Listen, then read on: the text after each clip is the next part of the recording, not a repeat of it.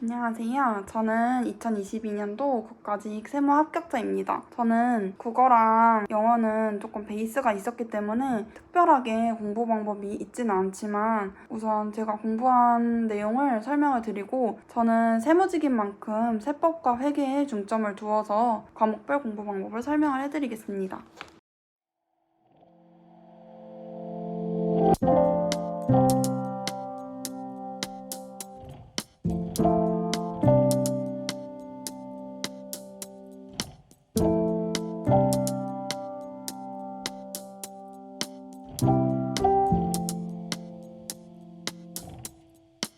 우선 저는 국어는 독해의 감을 잃지 않기 위해서 매일매일 하였고 영어도 마찬가지로 독해의 감을 잃으면 안 되기 때문에 매일매일 꾸준히 했습니다. 그래서 국어랑 영어는 독해가 크게 문제되지 않았기 때문에 독해에 중점을 두기보다는 문법이랑 다른 단어에 중점을 두었던 것 같습니다. 그래서 국어는 권교 선생님의 암기왕 권교를 중심으로 암기를 하였고 영어는 심우철 선생님의 문법 천재를 활용해서 최대한 문법을 숙지하려고 노력을 했던 것 같습니다. 근데 사실 공무원 영어에서 문법이 그렇게 어려운 편은 아니지만 저는 늘 독해만 잘하고 문법은 기본기가 없었어서 공부하기가 쉽지는 않았던 것 같습니다. 그래서 저는 보면 문법 천재 책이 생각보다는 굉장히 깨끗한 편이에요. 왜냐면 저는 주로 기와펜으로 문제를 풀었기 때문에 거의 표시가 되어 있지 않고 문제를 풀고 틀린 경우에 이렇게 해답을 보고 제가 어떤 부분에서 틀렸는지 이렇게 형광펜으로 밑줄을 쳐서 다음에 볼 때는 같은 부분에서 틀리지 않았는지 이 부분이 암기가 되어 있는지 체크를 하려고 하였습니다. 그래서 이렇게 보시면 이렇게 형광펜이 되어 있고 이 부분에서는 it is because가 나오면 it is why가 아닌지 항상 의심해 본다 라고 이렇게 문제 풀 때 꿀팁이 정리가 되어 있기 때문에 이런 문제에서는 이거를 우선적으로 봐야 되는구나 이렇게 볼 수 있어서 저는 그래도 가장 도움이 많이 된 그런 교재라고 생각이 듭니다. 그래서 이 과정에서 문법이 조금 많이 늘었고 그래서 저는 이번 국가직에서 총 문법 4문제 중에 3문제를 맞췄습니다.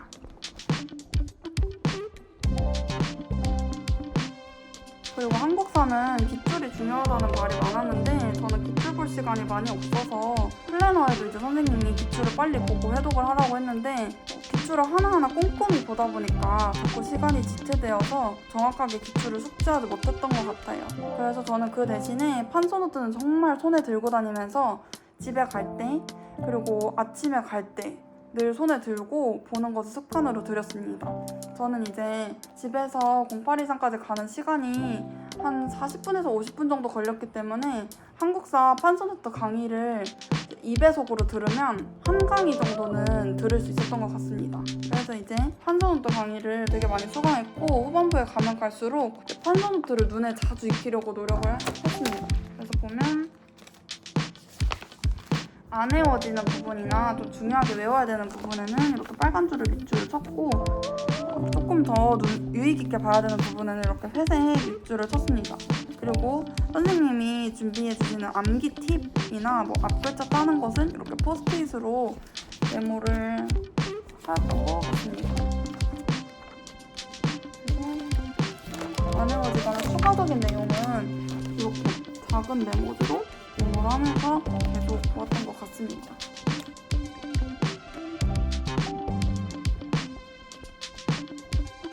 그리고 다음으로는 세법인데요. 세법은 처음에 기본기를 탄탄하게 하고 그 다음에는 기출문제를 풀고 객관식으로 넘어왔는데 저는 생각보다 기출문제를 열심히 못 봐서 기출문제에서 이제 오답노트를 했어야 됐는데 제대로 못해서 객관식 세법에서 오답노트를 열심히 하려고 노력을 했던 것 같습니다. 그래서 이제 객관식 세법에서 오답노트를 정리를 하고 그 다음에 이제 마지막 총평할 때 기출문제를 한 번 더 봤는데 이제 객관식 세법 오답노트를 확실하게 정리를 하니까 기출문제에서 제가 오답으로 체크해 놓은 것들이 잘 이해가 되더라고요. 그래서 시간이 너무너무 없으면 기출문제에 중점을 두는 것이 맞지만 저는 최대한 시간을 내서 객관식 세법을 수강하시는 것을 추천을 드립니다. 저는 이제 이진욱 세무사님, 이진욱 선생님의 객관식 세법을 수강을 하였고 우선은 이진욱 선생님은 문제를 미리 풀지 않는 것을 중요시 하세요. 그래서 문제를 풀지 않고 선생님이랑 하나하나 풀어나가면서 오답노트에 정리해야 하라고 이야기해 주시는 지문이나 본인이 확실하게 이해되지 않는 지문은 직접 체크를 해서 오답노트에 따로 정리를 하라고 하셨습니다. 그래서 저는 이런 식으로 여기 앞에 오답이라고 체크를 되어 있는 것을 오답노트에 정리를 했습니다. 그리고 또 맞는 문장이지만 오답으로 정리를 해야 되는 경우에는 이렇게 선생님이 수정을 해주시기 때문에 수정한 내용으로 오답 정리를 하면 좋습니다. 그래서 이제 오답노트 정리를 다 한 뒤에는 저는 모의고사가 정말 중요하다고 생각을 합니다. 그래서 저는 일단 시중에 나와 있는 웬만한 세법 모의고사는 다 풀려고 노력을 많이 했던 것 같고요. 여기는 엄청난 양의 모의고사가 있습니다. 그래서 이것도 풀고 이제 봉투 모의고사도 풀었습니다. 그래서 타 선생님의 모의고사도 풀기도 했고 보면 이런 식으로 어떤 지문이 제가 헷갈려서 틀렸는지, 어떤 지문을 헷갈렸는지, 그리고 어떤 부분이 틀렸는지, 그리고 여기 보면 우편, 서류, 발송과 비교, 다시 볼 거 이렇게 적어놔서 제가 어떤 부분에서 헷갈려서 어떤 부분을 메꿔야 하는지를 이렇게 빨간 펜으로 메모를 해놔서 그 부분을 정확하게 짚고 넘어가려고 노력을 했고, 모의고사는 시간을 재기 위해서도 꼭 필요한 과정이니까 무조건 5회 이상은 풀어보고 가시는 것을 추천을 드립니다. 봉투 모의고사는 실제 시험지랑 모의고사도 비슷하고 또 타 과목 봉투 모의고사 같이 본다면 또 약간의 경각심도 커지기 때문에 꼭 추천드립니다.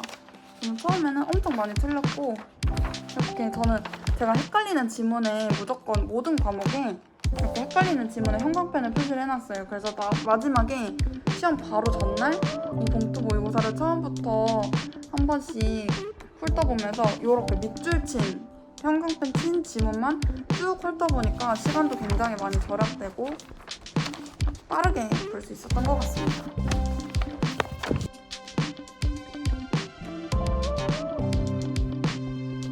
그리고 마지막으로는 회계학입니다. 회계학은 기본기를 탄탄하게 한 다음에 문제를 정말 많이 풀어보셔야 합니다. 저는 사실 말 문제에 굉장히 약해서 기본기를 조금 더 탄탄하게 하려고 했고 또 주로 말 문제만 나오는 정부회계 같은 경우에도 저는 조금 일찍 시작하였습니다. 왜냐면 조금 일찍 시작해야 약간의 재무회계랑 정부회계는 조금 많이 다르기 때문에 용어에 익숙해지시기 위해서는 저는 정부회계도 조금은 일찍 시작하는 것이 좋을 것이라고 생각이 듭니다. 마지막까지 정부회계를 미뤄뒀다가 마지막에 수강을 하시면 모의고사에서도 틈틈이 정부회계가 나오기 때문에 무조건 나오기 때문에 마지막에 하면 괜히 마음이 조급해질 수 있으니까 저는 조금 빨리 시작하는 것을 추천을 드립니다. 그리고 회계학은 객관식이랑 기출문제를 다 하시는 것을 추천을 드리고 저는 이제 틀린 문제 왜 틀렸는지 주로 많이 적었어요. 세법 같은 경우에는 틀리는 이유가 내용 숙지가 정확히 안 되어서 틀리는 경우가 많았는데 저는 의외로 회계에는 계산 실수를 하는 경우가 많아서 그냥 단순 덧셈이나 뺄셈 같은 경우에도 계산을 실수하기 때문에 이렇게 세모를 쳐놓고 실수라고 적었어요. 그래서 다음에 같은 문제를 풀었는데 또 같은 부분에서 틀린다면 그것은 제가 정확하게 짚고 넘어가야 되기 때문에 풀이 과정도 웬만하면 써서 어떤 부분에서 틀렸는지 그것을 정확하게 짚고 넘어가는 것이 회계학에서는 굉장히 중요한 과정이라고 생각이 듭니다.